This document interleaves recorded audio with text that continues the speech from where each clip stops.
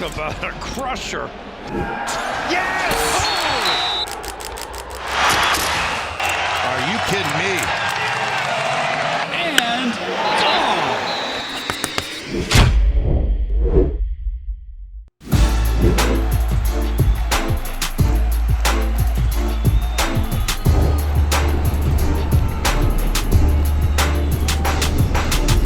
Welcome back to the Schoolyard Sports Podcast. I'm the host of this podcast, Lane Frank. We're now episode 135. Yes, for 135 episodes through, and I got action-packed episode planned for you. The NFL is back. College football week 2 coming up underway. MLB playoff races on. U.S. Open final coming up on Sunday, and so much more. Stay tuned for an action-packed episode 135. Let's hop into it.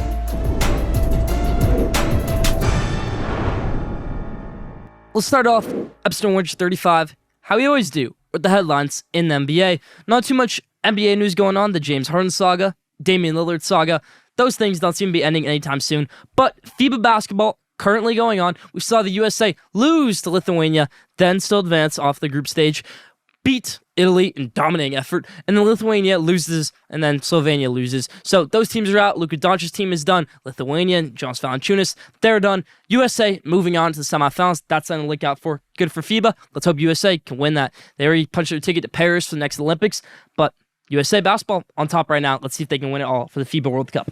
Now, in the NFL, week 1 is about to come underway, and I couldn't be more excited, everybody. Nick Bosa finally got his extension done today, and that is great to hear if you're a 49ers fan. If you're a 49ers fan, watch this episode. You'll see why later. Nick Bosa, though, massive contract for him. That's amazing. One of the highest paid, if not the highest paid, defensive player of all time. Well deserving of it, Nick Bosa. Another guy on the defensive end who hasn't gotten his contract yet is Chandler Jones. Chandler Jones, brother of John Jones, maybe the best man on the planet.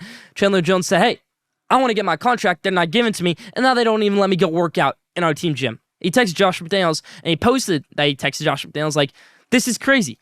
I should be able to go work out in my team gym and not have to go to a Planet Fitness or wherever, somebody else, to go work out. I'm an NFL player. Let me do that. So a little bit confusing right there by Chandler Jones. Will he get re-signed? Will he not? I think it's up 50-50 right now. Chris Jones, another guy for the Chiefs. They don't really need him until come playoff time, but they would like to have him before that. Chris Jones, one of the best defensive tackles in the game, still doesn't have a contract, so that's a little bit interesting right there.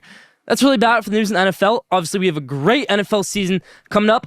Obviously, hot takes come out for the NFL season. Schoolyard Sports Game Day, making a return next segment, so stay tuned for that. But that's about it for the news in the NFL. Let's move to MLB, where we had an interesting week.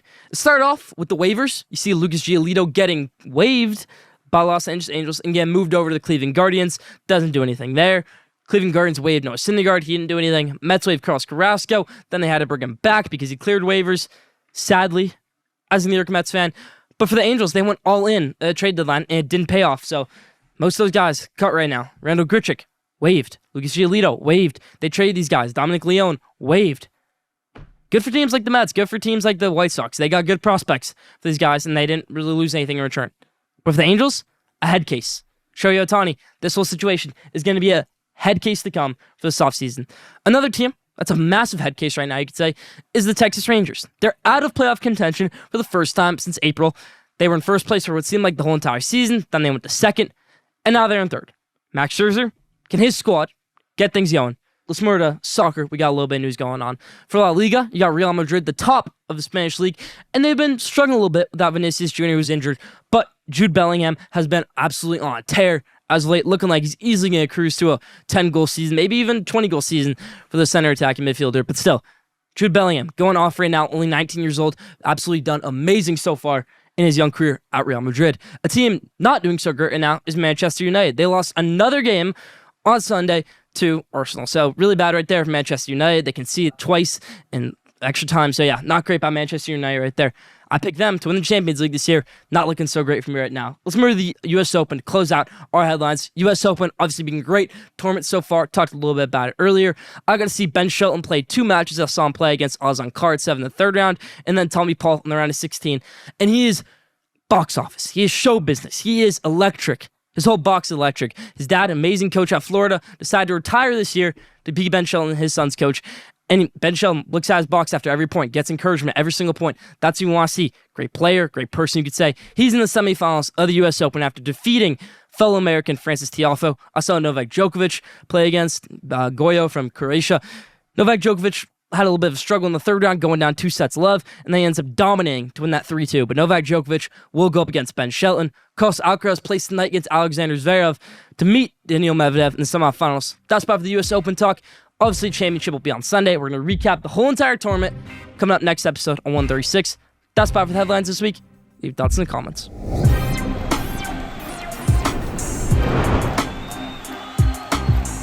Now, the time has come. A legendary segment has returned. Maybe the oldest segment in the history of this very own Schoolyard Sports podcast. It's season 4 of Schoolyard Sports NFL Game Day, and I couldn't be more excited to share with you new viewers, new listeners. Schoolyard Sports NFL Game Day is where we pick the top NFL games from each week, and then we see how we do. So let's hop into it. First game, Thursday Night Football. The Detroit Lions will take on the reigning champions, Kansas City Chiefs. Detroit Lions, good squad. Jared Goff at quarterback. Good running back system they got going. Jahmyr Gibbs, David Montgomery. Great wide receivers in Amon-Ra St. Brown. Good new rookie, Sam Laporta. I just think they're a little bit too inexperienced right now. I have the Lions having a great season. Doesn't start right here. Let's go Chiefs. They win game 1 over the Detroit Lions to start out our NFL season. Dolphins versus Chargers. Tua Tagovailoa and Justin Herbert. These guys have seemed to shadow each other their whole careers in college, in the NFL draft, and now, obviously, in the NFL. Dolphins, Chargers. I think the Chargers take a little bit of time to get used to that Kellen Moore offense. So I got the Dolphins winning this one over the Los Angeles Chargers. Jalen Ramsey starts out his campaign great. Xavier Howard plays well. Defense plays well. Tua plays well. Running backs, I think that's what they need to figure out right now. Running game for the Dolphins. Not there yet, but still. Dolphins win this game over the Chargers. Bengals versus Browns. Bengals, Joe Burrow, we don't know if he's going to play in this one. Jamar Chase, does he play well without Joe Burrow? For the Browns, you got Deshaun Watson. Can he rebound after interesting season last year? Interesting past 2 seasons. Nick Chubb, maybe the hardest man football tackle ever. Can he play well in this one? Good receiving core, Amari Cooper, good tight ends. I like the Browns in an upset right here over Cincinnati Bengals in this AFC North battle. Tampa Bay Buccaneers versus Minnesota Vikings. Minnesota Vikings have a lot to prove this season. Tampa Bay Buccaneers might be one of the worst teams in the NFL. I'm going to go with Minnesota Vikings. Sorry, Baker Mayfield, you don't win this one. Let's go Vikings over the Buccaneers. Now, my New York Football Giants versus the Dallas Cowboys. This going to be a good one. Dak Prescott, can he play well in this one? I don't think so. I like Daniel Jones. I like Saquon Barkley. I like a young rookie in Jalen Hyatt to control this game. Darren Waller, watch out for him. Giants get a big upset right here in week 1 over the Dallas Cowboys. 49ers Steelers, I think this might have potential to be the best game of the week because you've got Kenny Pickett and George Pickens, Najee Harris on one side, and then you got Brock Purdy on one side, Nick Bosa for the defense, good running back core, Christian McCaffrey, great receivers led by Deebo Samuel. I think the 49ers too much, but this can be a good game. Mike Tomlin versus Kyle Shanahan, that's a coaching battle dream. I like the 49ers in this one, though, over the Pittsburgh Steelers. Packers versus the Bears. Let's go Packers. I like the Cheeseheads up in Green Bay win this one over the Chicago Bears. Still show them that, hey, we're still boss over you. Even though Aaron's gone, we're still superior to you. Let's go Jordan Love, starting out that era, right? Aaron Jones, friend of the show, he plays well in this one. Jordan Love wins this one. Packers over Bears. Raiders versus Broncos. I have the Broncos win this one. Raiders, it's going to take some time to get the wheels going. Josh McDaniels, controversy around him this week. Chandler Jones, probably not going to play in this one. Jimmy Garoppolo, how does he do? The receivers, Devontae Adams, that's great. Josh Jacobs, that's great. But for Russell Wilson, Jerry Jeudy, Cortland Sutton, Javonte Williams, and the biggest piece of them all, Sean Payton, that's too much. Give me the Broncos in this one over the Las Vegas Raiders. Eagles versus Patriots, the reigning champions going up against the 7-time, or maybe 5-time, 6-time champions, New England Patriots. Bill Belichick, this might be your time. If you don't do well this season, it's time to think, hey, maybe you're just overrated without Brady. Maybe you're assistant coach, and Brady wasn't the assistant quarterback. Those things might come true this season. Let's go right here. Eagles over the Patriots. Jalen Hurts, too much. I want to see how the run game does in this game. DeAndre Swift, no more Miles Sanders. I want to see how the run game does. Eagles over Patriots. In the final game of the week, our final game of the week, Monday Night Football, the Bills versus the Jets. The Jets defense has a chance to be legendary. They said they want to be legendary. Robert Saleh wants his defense to be legendary. Joe Douglas has put together a legendary type of defense for years to come. So let's win this one, New York Jets. I'm not a New York Jets fan.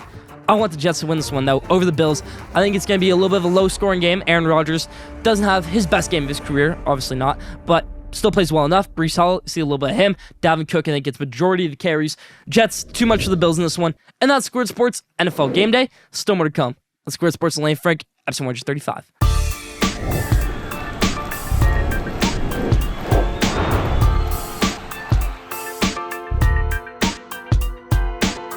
Now, top 5. This week's top 5 is my top 5 NFL bold predictions this upcoming season. Let's hop into it. Let's go number 5. Let's get bold. Is this year the Cowboys' year? Absolutely not. This is not the Cowboys' year. This is the Cowboys' year where they say, hey, Dak Prescott is not that guy. Maybe we need a draft quarterback. Maybe we need to turn Trey Lance. Do we go Cooper Rush? Dak Prescott has his worst season as the Dallas Cowboys starting quarterback, and I think they're a great team outside Dak Prescott. So they need to figure that out. Dak Prescott, this is his last season in Dallas. Sure, he can lead you to a playoff game. He can't win you one. That one against the Tampa Bay Buccaneers last year, a fluke in my opinion. And when you have one of the best running backs in the game in Tony Pollard, one of the best receiving corps, a great tight end group, and an outstanding defense, you gotta win Super Bowls. You gotta win championships.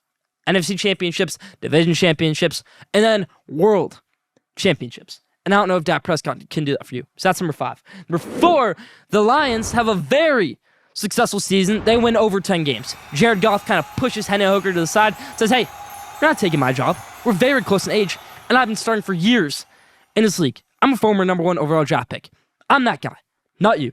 We're going to win a lot of football games. I'm going to play well. That's what Jared Goff is saying right now. Dan Campbell might bite your kneecap off, might do something else. He's going to coach a great football team. Penei Sewell, watch out for him on the offensive line. David Montgomery, Jahmyr Gibbs, good running back core. And then the wide receivers. I'm on the St. Brown.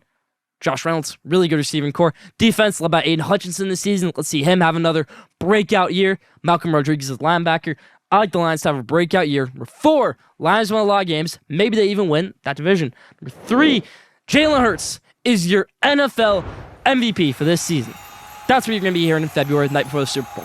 Jalen Hurts is your MVP this season, in my opinion. I think he has a great season. Would have won it last year. I think if the Eagles win 12 to 14 games, it's a no-brainer. It's going to be Jalen Hurts. They don't have a great running back core right now. Maybe that can change if they get Jonathan Taylor, but they don't have him right now. So, Jalen Hurts, I think he has a breakout season yet again. Jalen Hurts, great last season. Going to have another great season this year. Let's go Jalen Hurts, NFL MVP. Number 3. Number 2, our 2 conference champion winners are going to be the Kansas City Chiefs out of the AFC. And then for the NFC, we're going to have San Francisco 49ers. We're going to have a rematch of that Super Bowl from a few years ago down in Miami. But this time, I think we're going to have a different outcome. This year, number 1, bold hot take. 49ers fans, I told you, stick around. Hopefully you're still sticking around. San Francisco 49ers, your Super Bowl champions. Brock Purdy, amazing. I think if they had Brock Purdy all last season, they could have won the Super Bowl. They had him in the conference championship game. They might have won the Super Bowl. They probably would have won that game against Philadelphia, in my opinion. He didn't lose as starting quarterback. He's not going to lose many games this year, in my opinion. He's going to end up a world champion. Brock Purdy leads the 49ers to be world champions. Great running game. Christian McCaffrey, Kyle Shanahan as the head coach. He's going to put together a great game plan for all those guys. Deebo Samuel, Brandon Ayuk, George Kittle, amazing offensive line. Nick Bosa, other amazing players in the defense. Watch out for a guy on special teams, my Michigan guy, Jake Moody at kicker. The 49ers, the best team in the NFL, they win the Super Bowl.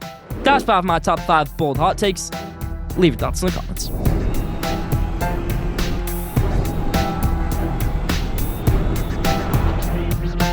Now, did you know, this week's Did You Know, it's a great one. Did you know the longest made college football kick ever was in 1976 by an Abilene Christian kicker named Ove Johansson, 69 yards out. That's the longest in college football history in 1976, and it's the longest in NFL history. So you could say the longest made in-game kick of all time is by Ove Johansson of Abilene Christian in 1976 from 69 yards out.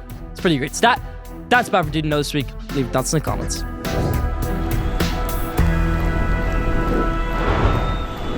Now, I want to talk about tennis. Tennis is a sport that I play, my favorite sport that I play, and I'm pretty good at. And I like to watch tennis too. So when I went to the US Open this weekend, I saw a guy who I talked about earlier in this episode named Ben Shelton play. Ben Shelton won the national championship in 2022 for the Florida Gators, and then he went pro right after that. He won individual and the team national championship, so he went pro right after that. Played in the US Open last year, didn't really do anything. Played in the Australian Open, and he made it to the quarterfinals, and they didn't do anything else for the rest of the year. And that's US Open time. It's his tournament. It's the American tournament. There's a lot of great American players, and a lot of people are saying, hey, Ben Shelton can't really be that. You've got Chris Eubanks, who was a quarterfinalist at Wimbledon. You got Francis Tiafoe, was semifinalist at the US Open last year. You got Tommy Paul, who just beat Carlos Alcaraz in Toronto. There's a lot of great other Americans. Taylor Fritz, he's amazing. He just lost in the quarterfinals. But there are a lot of other Americans that people thought could do well. But Ben Shelton showed that he has a rocket of a serve. I saw him play at the grandstand in the round 3, and he served it 147 miles an hour, and the whole crowd was going crazy. Even his opponent's family was taking pictures of that 147 number. But that wasn't it. Then he goes against Tommy Paul, and everybody's saying, okay, this is it. His ride in the U.S. Open to the round 16 is over. Tommy Paul's going to shut him up and win this. That just didn't happen. Ben Shelton had a game where he had 149 miles an hour serves. That game lasted 63 seconds. He won it in 4 points. Easily all off the serve. 3 aces. One amazing serve outside of that Tommy Paul couldn't return. So he wins that match. Then he goes up against Francis Tiafoe, where everybody's saying, hey, this is an amazing American. He gets the best American, maybe. Ben Shelton won that match on Arthur Ashe Stadium at night. And now he's going to have to play Novak Djokovic on Friday night in the semifinals of the U.S. Open. But let's not think about that. Let's think about how Ben Shelton is the most exciting player to watch in tennis right now. He's box office. He's got the great serve. He's got the great backhand. He's got the great forehand. And he's going to excite the crowd. I mean, everybody loves him. Very charismatic. You look at some of these other guys in tennis, Novak Djokovic, maybe gets under some people's skin. Rafael Nadal may get under some people's skin. For Ben Shelton, seems like everybody loves him. One of my favorite players to watch in his very young career. As a lefty, Ben Shelton's also a lefty. That's exciting to see. U.S. Open on fire right now. Turn your TV the U.S. Open for the next few days. We got the U.S. Open final Sunday afternoon, and then the semifinals Friday night. Stay tuned. Still more to come on Schoolyard Sports Lane Frank, episode 135.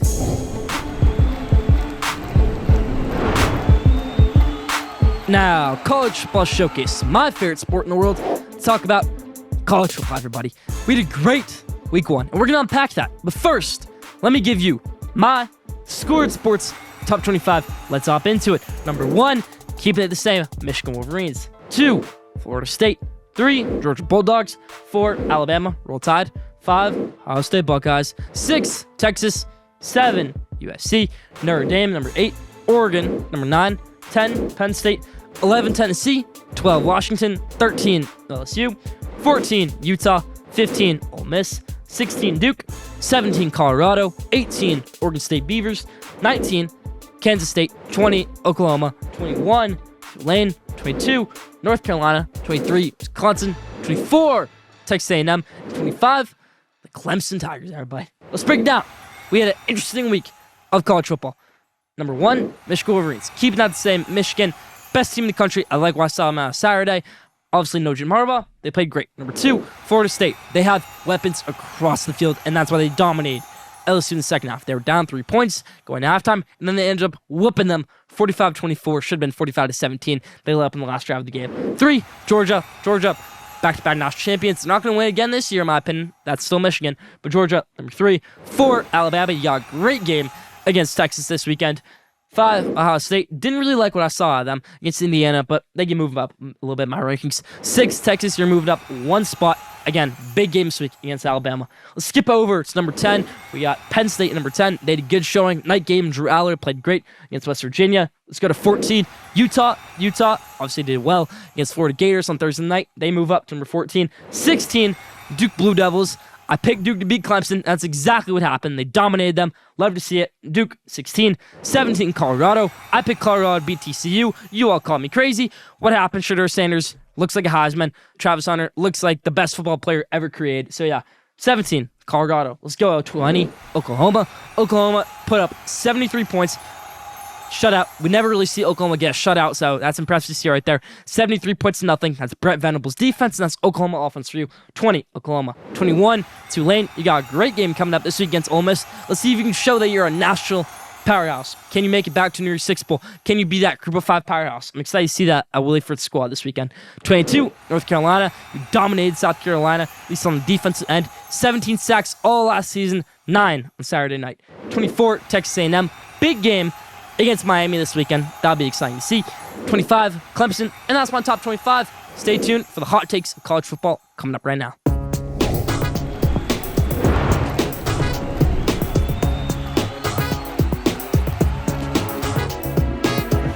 Now, my college football hot takes for the week. If you follow Schoolyard Sports on Instagram, you would have seen my hot takes. Last week, we went 4 of 6.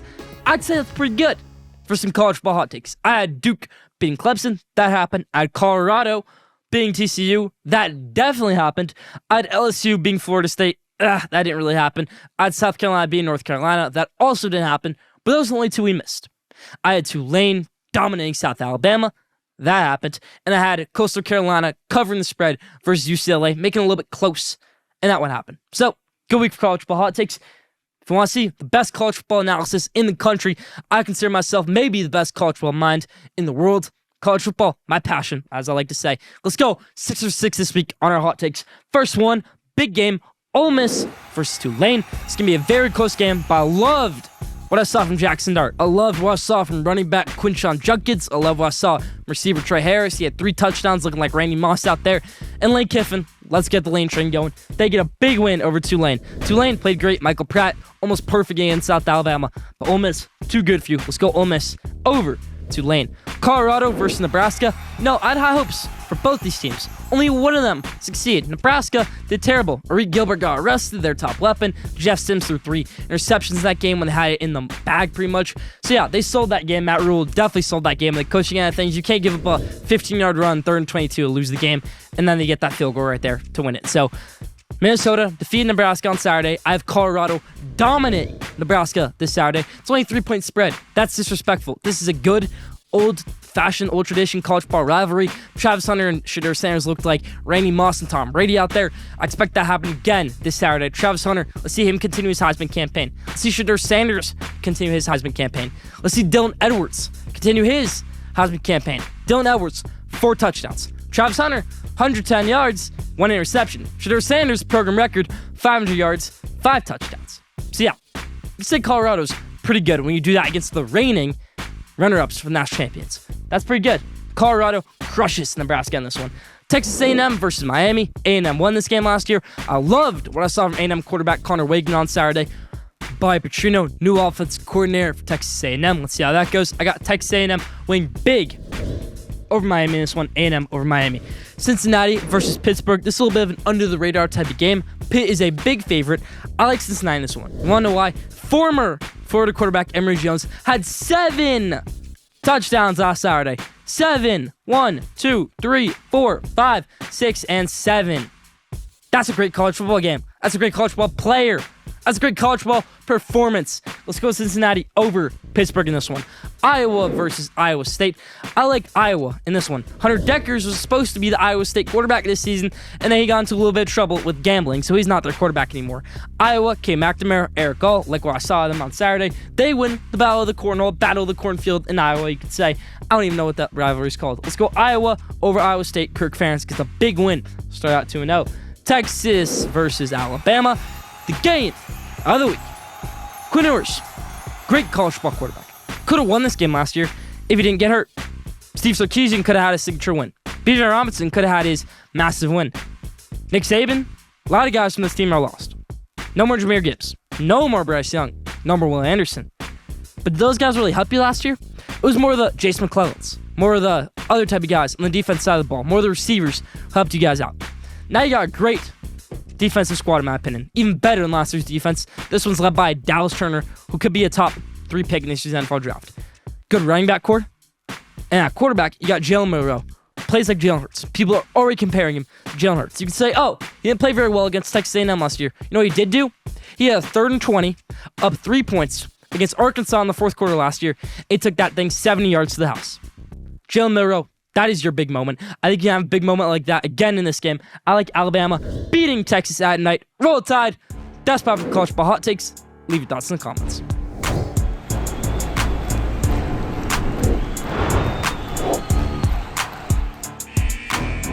Now, at the buzzer. And I've got a little something special right here in my hands. It's the Caleb Williams signed Heisman football. If you follow Schoolyard Sports on Instagram, you would have seen a few weeks ago I put out a giveaway that said, hey, after week 1 of college football, we're going to announce Caleb Williams signed Heisman winner football giveaway. It's obviously randomized. If you enter that, follow the instructions, you might have a chance to win this giveaway and get announced on this episode. So when I randomized the giveaway picking today, the winner was cardboard _ _ life _ 10 on Instagram. Congratulations. This ball is yours. Caleb Williams, signed football Heisman Trophy winner from last year's. Congratulations. Stay tuned. Follow Schoolyard Sports on Instagram for even more giveaways coming in the future. That's about for that this week.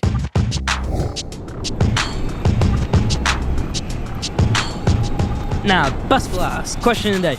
This week's question of the day is, what is your biggest take heading to the NFL season? Do you have, maybe the Ravens win the Super Bowl? Do you have maybe the Giants go winless? Do you have something erratic for this? That's about my question of the day. Leave it down in the comments. That's about for Schoolyard Sports and Lane Frigg, episode 135. Thank you for tuning in. Follow Schoolyard Sports on Instagram, @Schoolyard Sports. Follow Schoolyard Sports on Twitter, @Schoolyard Sport. Don't forget to subscribe, rate, review for the best sports content in the world. We'll be back here next week, episode 136. Stay tuned.